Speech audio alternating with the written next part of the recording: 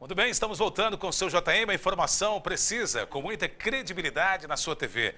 Olha, a construção do viaduto da GO 080 com a Avenida Perimetral, na saída de Goiânia para Nerópolis, foi anunciada como uma ação de melhoria dos cruzamentos urbanos com as rodovias estaduais, nas saídas da capital. Mas a obra, que se arrasta há mais de 2 anos, é alvo de reclamações de moradores e motoristas que passam no local. A falta de sinalização e de estrutura para atender pedestres são os principais problemas apontados pela população, além dos constantes congestionamentos.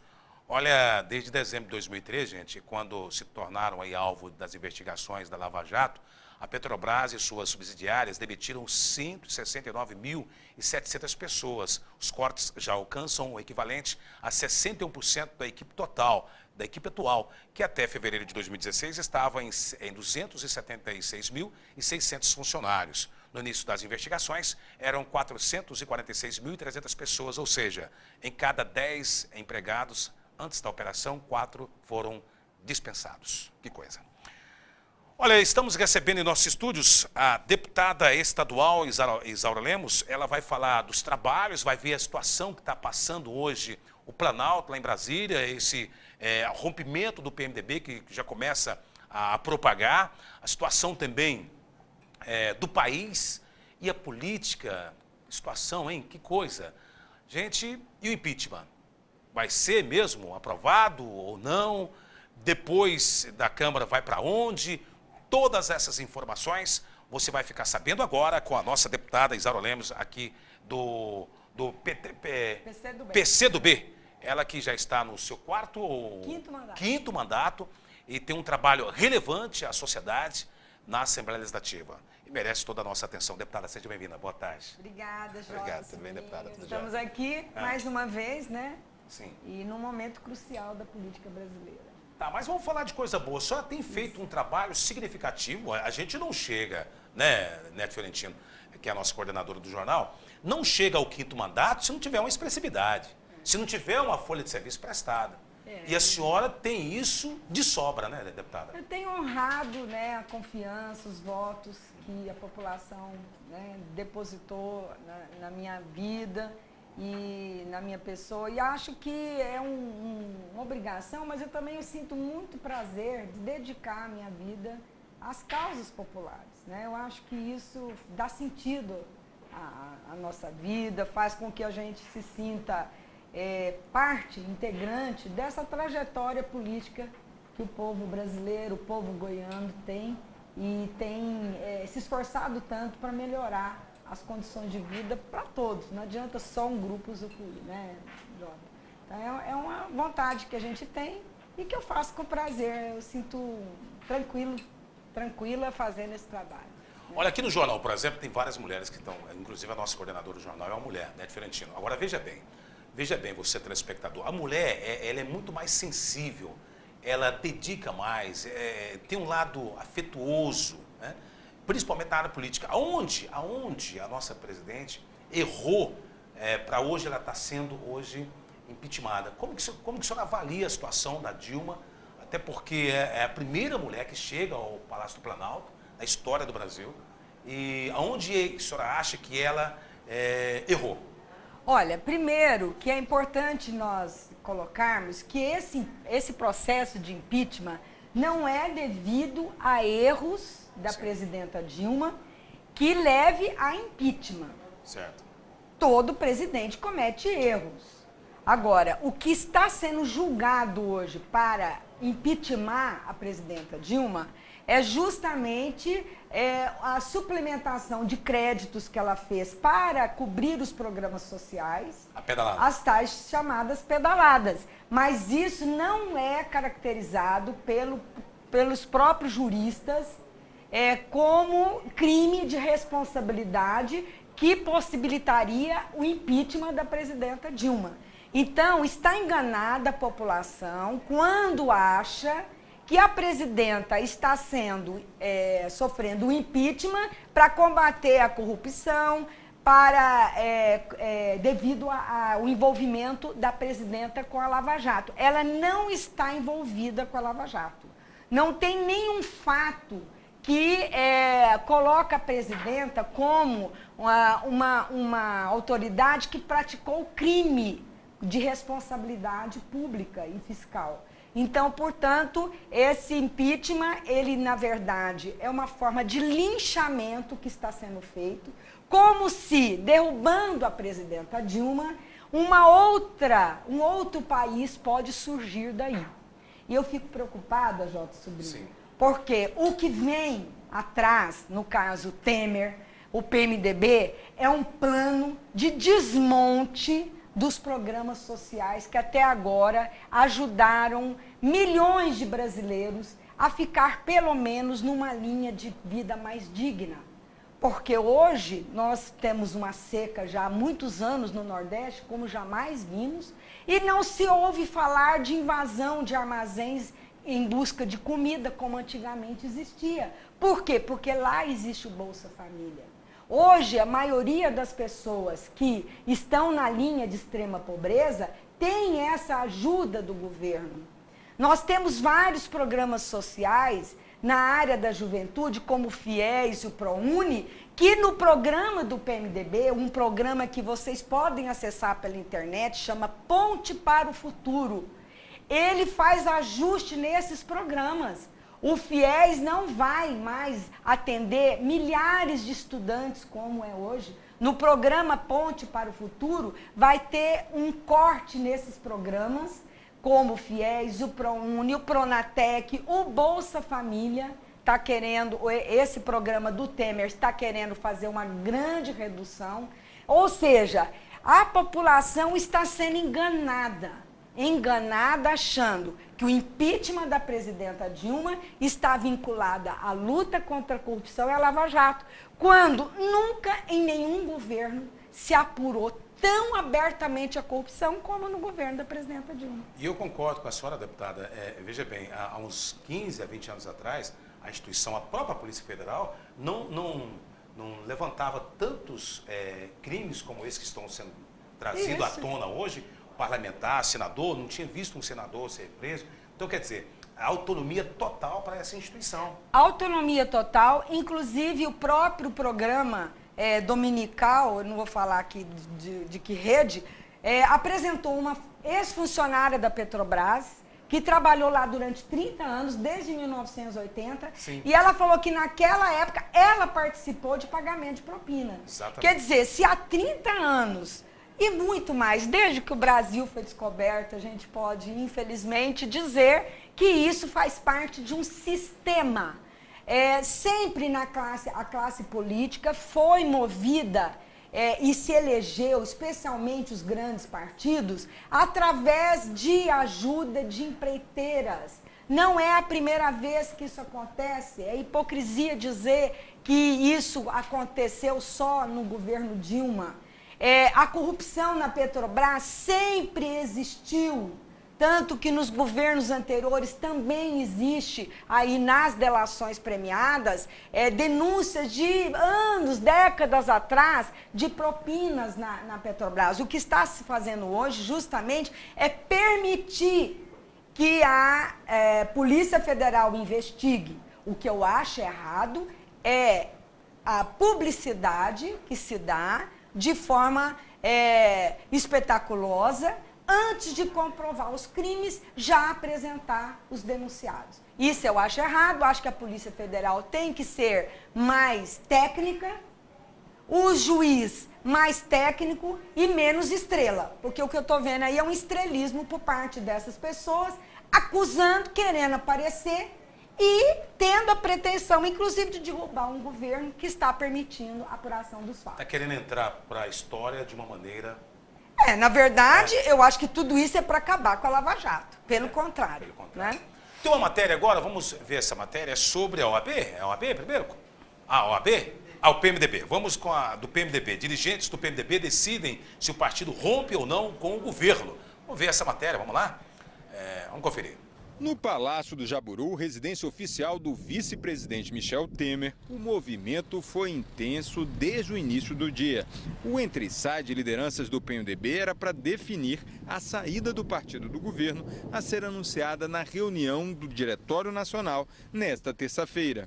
No Palácio do Planalto, a presidente Dilma se reuniu com ministros do PMDB. Queria avaliar a disposição do partido para desembarcar do governo. À tarde, Temer foi até a residência do presidente do Senado, Renan Calheiros. Lá, conversou com outros caciques PMDBistas. No encontro, a percepção é de que já há maioria folgada no diretório para o partido sair do governo. Na sede do partido, a contabilidade feita foi rigorosa. Integrantes da executiva do PMDB já davam como certo o desembarque. A nossa impressão, nos dados que temos até o presente momento, hoje, segunda-feira, nesse horário, é de uns 100 votos a favor do afastamento. Como é que você avalia essa reação do Planalto?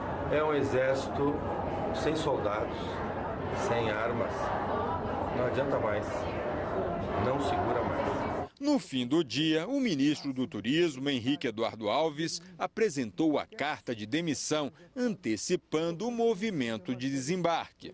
Disse que o momento coloca agora o PMDB, seu partido há 46 anos, diante do desafio maior de escolher o seu caminho sobre a presidência do companheiro de tantas lutas, Michel Temer. E acrescentou: todos sabem que prezei o diálogo permanente, diálogo este que, lamento admitir, se exauriu. Finalizou dizendo: sendo a senhora alguém que preza acima de tudo a coerência ideológica e a lealdade ao seu próprio partido, entenderá a minha decisão.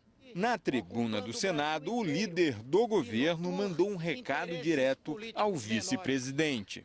Não pense que os que hoje saem organizados para pedir fora Dilma vão às ruas para dizer fica Temer, para defendê-lo. Não. Depois de arrancarem com um golpe constitucional a presidenta da cadeira que ela conquistou pelo voto, essa gente vai para casa, porque estará cumprida a sua vingança e porque não lhe tem apreço algum. E seguramente Vossa Excelência será o próximo a cair. O líder do governo na Câmara também subiu o tom. Por mais que o comando, o vice-presidente Michel Temer esteja no comando dessa operação do golpe, mas eu duvido que os senadores e os deputados queiram abrir mão dos espaços que eles têm no governo. Além do PMDB, outros partidos como o PP já demonstram disposição para deixar a base. Dos 6 senadores que integram a bancada do PP no Senado Federal, 4 assinaram o pedido dessa convocação de uma convenção extraordinária para examinar essa difícil e esse dilema hoje de estar ou não no governo.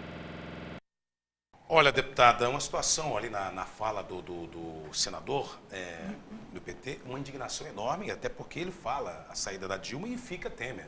Pois Mas é. o Temer não é cúmplice lá? Ele não estava junto desde o primeiro mandato? Primeiro que não houve crime, né? Houve um decreto de suplementação de verba, as chamadas pedaladas fiscais, que todo presidente até hoje fez.